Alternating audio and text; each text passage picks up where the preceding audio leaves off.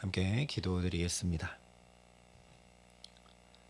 아버지 하나님, 오늘도 지혜 없고 우둔하고 연약한 우리들에게 주께서 새날을 환히 여시듯 갈 길을 밝히 보이시는 줄 믿습니다. 아버지 하나님, 그래서 주님의 말씀이 선포되고 들려오는 이 자리에 우리를 첫 시간부터 부르신 줄 믿사오니 주의 성령으로 우리에게 함께하여 주셔서 주의 말씀의 빛이 비추는 그 복된 생명길을 따라 오늘도 주와 함께 동행함에 부족함 없도록 이 시간 우리 각 사람에게 임재하시고 함께하여 주시옵소서. 예수님 이름으로 기도합니다. 아멘. 오늘 우리에게 주시는 하나님 말씀은 여호수아 4장 1절부터 9절까지의 말씀입니다. 여호수아 4장 1절부터 9절의 말씀입니다. 여호수아 4장 1절부터 9절까지 말씀을 제가 봉독해 드리겠습니다. 하나님의 말씀입니다. 그 모든 백성이 요단을 건너가기를 마침에 여호와께서 여호수아에게 말씀하여 이르시되 백성의 각 지파에 한 사람씩 12사람을 택하고 그들에게 명령하여 이르기를 요단 가운데 제사장들의 발이 굳게 선 그 곳에서 돌 12를 택하여 그것을 가져다가 오늘 밤 너희가 유숙할 그곳에 두게 하라 하시니라. 여호수아가 이스라엘 자손 중에서 각 지파에 한 사람씩 준비한 그 12사람을 불러 그들에게 이르되 요단 가운데로 들어가 너희 하나님 여호와의 궤 앞으로 가서 이스라엘 자손들의 지파 수대로 각기 돌 한 개씩 가져다가 어깨에 매라. 이것이 너희 중에 표징이 되리라. 후일에 너희의 자손들이 물어 이르되 이 돌들은 무슨 뜻이냐 하거든 그들에게 이르기를 요단 물이 여호와의 언약궤 앞에서 끊어졌나니 곧 언약궤가 요단을 건널 때에 요단 물이 끊어졌으므로 이 돌들이 이스라엘 자손에게 영원히 기념이 되리라 하라 하니라. 이스라엘 자손들이 여호수아가 명령한 대로 행하되 여호와께서 여호수아에게 이르신 대로 이스라엘 자손들의 지파의 수를 따라 요단 가운데에서 돌 12를 택하여 자기들이 유숙할 곳으로 가져다가 거기에 두었더라. 여호수아가 또 요단 가운데 곧 언약궤를 맨 제사장들의 발이 선 곳에 돌 12를 세웠더니 오늘까지 거기에 있더라. 아멘. 여호수아서에서 가장 중요한 일은 어쩌면 요단을 건너는 일인지 모르겠습니다. 왜냐하면 요단을 건너가지 않고는 하나님께서 아무리 약속의 땅을 주셨다고 해도 너희가 가서 차지하면 된다 해도 건너지 않고는 그 일이 하나도 진행될 수 없기 때문입니다. 실제 40여 년 전에 출애굽 세대들은 건너가지 않았죠. 이스라엘 땅으로 건너가지 못했기 때문에 하나님 나라를 유업으로 받는 일이 그들에게는 일어나지 못했습니다. 그런데 오늘 드디어 요단을 건넜습니다. 너무나 감격스러운 일이고 하나님께서 아브라함 때부터 약속하셨던 그 약속의 말씀이 지금 이 이스라엘 백성들에게는 내게 이루어지고 내가 그 땅을 밟는 놀라운 일이 일어난 것이죠. 그래서 1절이 이렇게 말씀합니다. 그 모든 백성이 요단을 건너가기를 마침에 여호와께서 여호수아에게 말씀하여 이르시되 건너가기를 마쳤습니다. 그토록 오랫동안 광야에서 계속 떠돌아다니면서 하늘에서 만나가 내리지 않으면 먹을 것이 없고 반석에서 물이 나지 않으면 마실 것이 없었던 낮에는 장렬하는 태양이고 밤에는 너무 기온이 떨어져 지내기 힘든 그 광야를 마치고 드디어 요단을 건너서 가나안 땅에 들어왔습니다. 건너가기를 마쳤습니다. 그런데 건너기를 마침에 한 후에 하나님께서 말씀하여 이르시되 라고 기록된 것을 우리가 주목해야 합니다. 마쳤는데 하나님의 말씀이 들려옵니다. 여호수아와 백성들이 귀 기울이지 않고 이제 마쳤으니까 드디어 이 땅에 들어왔으니까 내가 할 일 하고 이것저것 분주하게 움직이고 있었다면 하나님의 말씀이 들려올 리가 없기 때문입니다. 얼마나 할 일이 많았겠습니까? 그런데 건너기를 마쳤는데 여호수아와 백성들은 가장 먼저 무엇을 하고 있느냐? 하나님 말씀에 귀를 기울입니다. 언제나 가장 먼저 해야 할 일은 하나님의 말씀을 또 듣는 일입니다. 우리가 보통 시작할 때, 뭔가 계획할 때, 또는 문제가 생겼을 때, 어려울 때, 막혔을 때는 하나님을 찾고 도움을 구합니다. 그런데 그렇게 시작했던 것, 그렇게 고민했던 것, 그렇게 어려웠던 것이 마쳤을 때는, 평안할 때는 그대로 그냥 끝나면서 하나님을 놓칠 때가 참 많습니다. 그러나 일이 마쳤을 때, 그때 하나님의 음성에 귀 기울이는 것이 더욱 중요합니다. 오늘도 이렇게 주님의 발치 아래 말씀 듣기를 사모하며 나온 저와 여러분에게 한 걸음 한 걸음, 시작할 때도 마칠 때도 주님의 말씀의 인도를 받아 살아가게 하시는 귀한 은총 주시기를 예수님의 이름으로 축원합니다. 지금 여기서 하나님 음성에 귀 기울이지 않고 말씀이 들려오지 않았다면 사람의 마음대로, 사람의 계획대로 이제 이 약속의 땅 가나안에서 어떻게 살지 분주하게 행해 나갔겠죠. 그러나 하나님의 말씀이 들려오자 하나님의 말씀대로 가장 중요한 것을 행하는 것을 우리가 보게 됩니다. 2절과 3절에 이렇게 말씀을 합니다. 백성의 각 지파에 한 사람씩 12사람을 택하고 그들에게 명령하여 이르기를 요단 가운데 제사장들의 발이 굳게 선 그곳에서 돌 12를 택하여 그것을 가져다가 오늘 밤 너희가 유숙할 그곳에 두게 하라 하시니라. 요단을 건넜습니다. 가나안 땅에 드디어 들어왔습니다. 그러니까 가능한 빨리 대열을 정비하고 이제 코앞에 있는 적군을 맞아 싸울 준비를 해야 될 것 같은데 하나님께서 하시는 말씀은 한마디로 돌 갖다 세워라 이런 얘기입니다. 세상의 눈으로 보면 참으로 어처구니 없는 일을 하고 있는 거죠. 우리는 여호수아서 말씀을 읽고 아니까 뒤에 일어나는 일들을 다 알고 이 말씀을 보기 때문에 이렇게 실질적인 준비를 하지 않고 하나님이 돌을 갖다가 세우라고 했으니까 그 말씀 따라 세우는 것이 별로 문제라고 잘 생각하지 못합니다. 그러나 내가 만약에 오늘 요단을 건너서 가나안 땅에 발을 디딘 이스라엘 백성 중에 한 사람이라고 생각해 보면 전혀 그렇지가 않죠. 하나님께서 놀라운 능력으로 흐르던 요단강이 멈춰 서서 벽처럼 쌓이고 나는 그 마른 땅을 발바닥으로 밟고 건넜으니까 이제 하나님께서 그 크신 능력으로 계속 나를 인도해 가실 것을 또 어떻게 놀라운 일을 행해 가실까 기대하고 소망하며 믿고 나아갈 수 있을까? 여러분 잘 하실 수 있을 것 같죠? 이제 막 요단이 벽처럼 서고 물이 멈춰 서고 우리 남자 장정만 60만 최소 240만의 이스라엘이 다 건너왔으니까 야, 하나님 참 놀랍다 감사하다 이제 나도 할 수 있겠다. 하나님 또 어떤 새 일을 행하실까 할 수 있으실 것 같으시죠? 그런데 그렇지가 않습니다. 40년 전에 비슷한 사건을 우리가 떠올려 보면 그렇지 않다는 걸 분명히 압니다. 그때도 이스라엘 백성들 앞에 홍해가 갈라졌습니다. 뒤에는 애굽의 기마병들이 쫓아왔는데 홍해가 갈라져서 자기들 발바닥으로 마른 땅으로 밟고 홍해를 건넜습니다. 그런데 이 놀라운 하나님의 역사를 체험하고서 3일이 지나자 원망하고 불평하며 애굽으로 돌아가자고 했습니다. 잘 이해가 안 되죠. 안 그럴 것 같은데. 그러나 이것이 우리의 적나라한 모습입니다. 시간이 딱 3일만 지나도 은혜가 바닥나고 다시 현실만 쳐다보게 되는 것이 우리의 연약함입니다. 그러니 지금 이 요단을 건너는 놀라운 하나님의 능력을 경험했을 때 왜냐하면 3일만 지나면 그 은혜와 능력과 사랑을 다 까먹고 또 내 마음대로 행하니까 지금 은혜를 맛봤을 때 지금 바로 진격해 들어가라는 명령이 내려져야 맞을 것 같습니다.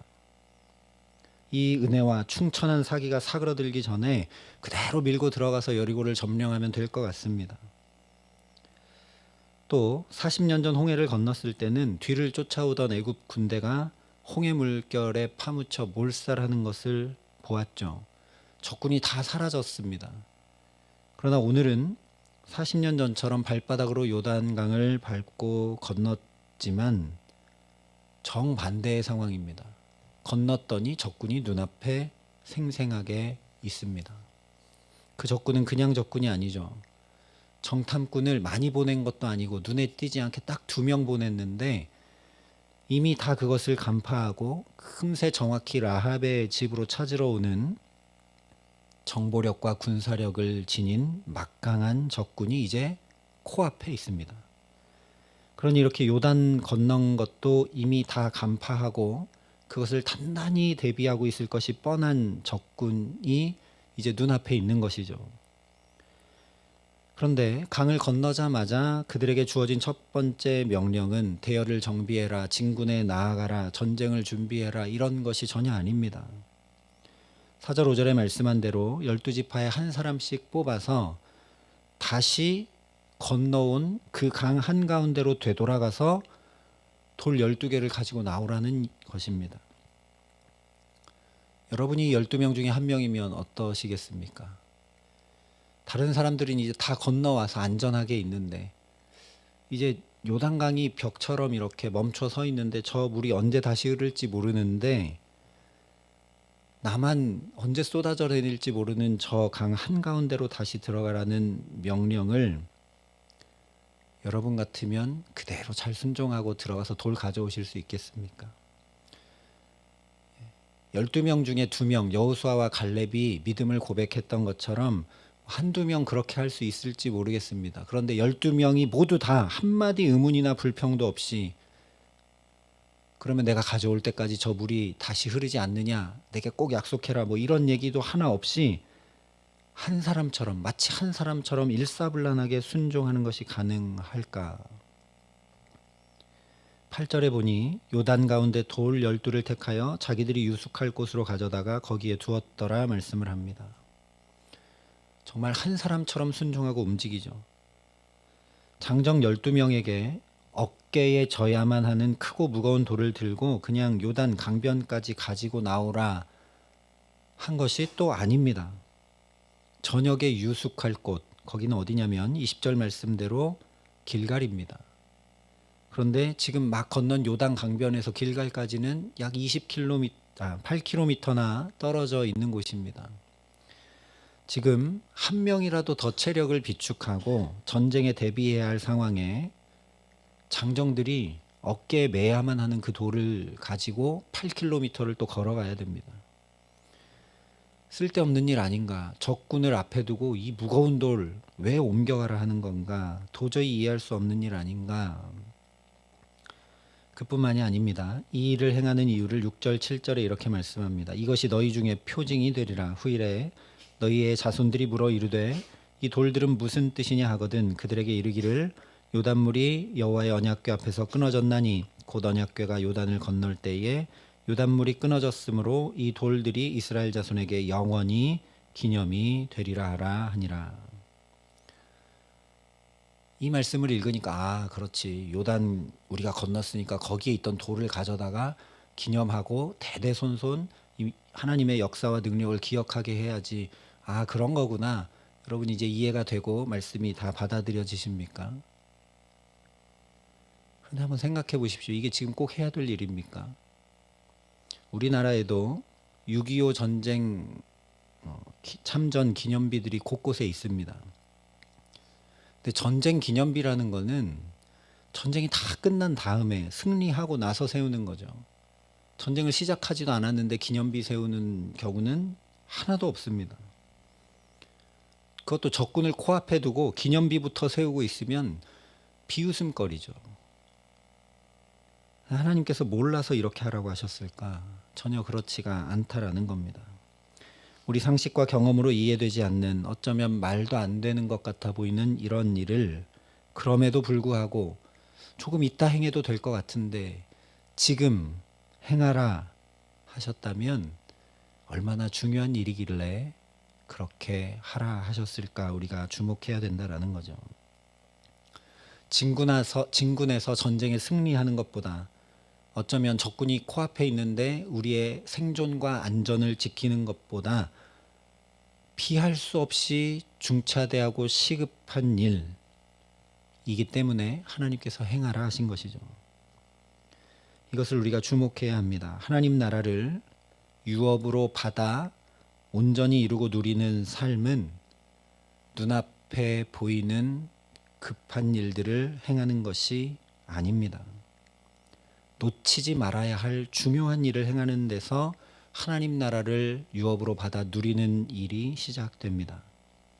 서두에 말씀드린 대로 그것은 바로 하나님의 음성에 귀 기울이는 것입니다. 주님의 음성이, 주님의 말씀이 내게 들려와야 지금까지 믿음으로 살아왔던 것처럼 앞으로도 계속 하나님 나라를 이루며 살아갈 수 있기 때문입니다. 지금까지 목자의 인도를 잘 따라서 푸른 초장 맑은 물가에 와서 잘 먹고 마시고 했어도 지금 또 목자의 음성과 피리 소리가 들리지 않으면 나는 어디로 갈지 모르는 거죠. 양은 그러면 그 순간 또 엇길로 갈 수밖에 없습니다. 우리는 매일 일상을 사느라 바쁩니다. 일해야 되고 사람을 만나야 되고 사람 노릇도 해야 되고 심지어 세상 사람들과 다르게 이렇게 새벽부터 나와서 예배도 드리고 기도도 해야 되고 말씀도 봐야 되고 또 헌신도 해야 되고 봉사도 해야 되고 사랑도 나눠야 됩니다. 정말 바쁩니다. 그렇기 때문에 놓치지 말아야 할 중요한 일을 먼저 행해야 합니다. 그래서 이렇게 새벽을 깨우고 주님의 말씀 앞에 먼저 나를 세우는 일은 너무너무나 중요한 일입니다. 바쁜 하루 일과를 시작하기 전에 멈춰서 중요한 하나님과의 만남과 교제의 시간을 갖지 않으면 하나님으로부터 오는 지혜와 능력과 사랑을, 은혜를 덧입지 못한 채 오늘 하루를 내 힘과 내 능력과 내 가진 것으로 살려고 아등바등하며 살아갈 수밖에 없기 때문에 그렇습니다. 빌 하이벨스 목사님은 그래서 너무 바빠서 기도합니다 라는 책을 쓰셨습니다. 내용은 기도하는 내용이지만 제목이 너무 우리에게 도전되지 않습니까? 시간 나서 기도하는 것이 아닙니다. 너무 바빠서 기도합니다. 너무 할 일이 많아서 내게는 능력이 없기 때문에 지혜도 없기 때문에 어떻게 해야 될지 모르기 때문에 그래서 기도합니다 라는 겁니다. 그러니 매일 말씀이 내게 들려오도록 마음과 시간과 정성을 구별해야 합니다. 무엇보다 예수님께서 새벽 미명마다 기도하셨습니다. 어쩌면 기도가 필요 없으신 하나님의 아들이신 그분이 매일 새벽마다 기도하셨는데 나는 기도하지 않고 하루를 시작한다면 하나님의 말씀 듣기를 사모하고 멈춰 귀 기울이지 않고 시작한다면 그 하루를 잘 살아갈 수 있다는 것은 어불성설일 수밖에 없습니다. 또한 예수님 가르쳐 주신 기도에도 시험에 들지 않기를 악에서 구하여 주시기를 구하라 하셨는데 기도하지 않고 시작하는 하루는 별일 없고 그냥 잘 사는 것처럼 보여도 벌써 시험에 들고 악에 빠져 넘어진 것이 될 수밖에 없습니다. 디모데전서에 분명히 말씀을 합니다. 하나님의 말씀과 기도로 거룩하여 짐이라. 한 걸음 내딛기를 마치고 어제까지의 삶을 마치고 또 새날의 걸음을 걸어가야 하기에 하나님 앞에 멈춰 말씀과 기도로 나아가는 저와 여러분에게 세상과 구별된 하나님 곁인 제자리를 살아가는 거룩의 은혜 더해 주시기를 간절히 소망합니다. 그러니 오늘도 하나님 말씀을 따라 그의 음성을 듣고 하나님 나라를 또 한 걸음 더 이루며 살아가게 하시기를 간절히 기도합니다. 그래서 오늘도 잘못된 길, 어그러진 길이 아니라 바른 길, 복된 길, 생명의 길을 주와 함께 걸으며 하나님 나라를 이루고 누려가게 하시는 귀한 은총을 우리 가정과 자녀들과 일터와 모든 삶에 더해 주시기를 우리 구주 예수 그리스도의 이름으로 간절히 축원합니다. 함께 기도하시겠습니다. 아버지 하나님, 늘 엇길로 가는 양처럼 눈앞의 것밖에 볼 줄 몰라서 늘 분주하고 바쁘고 어쩌면 정신없이 살아가는 우리들을 여기 또 주님의 존전에 불러주시고 마치 요단을 건넌 이스라엘 백성들에게 주의 말씀을 먼저 듣게 하시고 행하게 하신 것처럼 은혜를 더하여 주시니 감사합니다. 하나님, 오늘도 새로 주신 이 날이 하나님 나라를 이루고 누리며 살아가는 복된 날 될 수 있도록 주 앞에 멈춘 우리 각 심령들 가운데 주의 말씀을 들려주시고 기도하고 간구하는 것들 가운데 복되고 바른 것들로 응답하여 주셔서 이 하루 주와 함께 동행하는 귀하고 복된 날 될 수 있도록 하나님 우리 모두에게 함께 하시고 은혜를 더하여 주시옵소서. 이제는 친히 우리의 구원이 되신 우리 구주 예수 그리스도의 은혜와 그 독생자 예수 그리스도를 아낌없이 내어주신 아버지 하나님의 놀라우신 사랑하심과 오늘도 주님의 말씀에 주님의 음성에 먼저 귀 기울일 수 있도록 도우시고 붙드시는 성령 하나님의 교통하시고 역사하심이 여기 머리 숙여 주 앞에 멈추고 주의 은혜와 말씀을 사모함으로 주님 나라를 오늘 또 이루고 누리며 살아가기를 소원하고 결단하는 여기 모인 모든 주의 성도들과 사랑의 빛교회 모든 교우들과 이 나라의 민족과 이 귀한 복음을 오늘도 세계 만방에 전하시는 선교사님들 가운데 이제로부터 영원토록 함께 하시기를 간절히 축원하옵나이다. 아멘.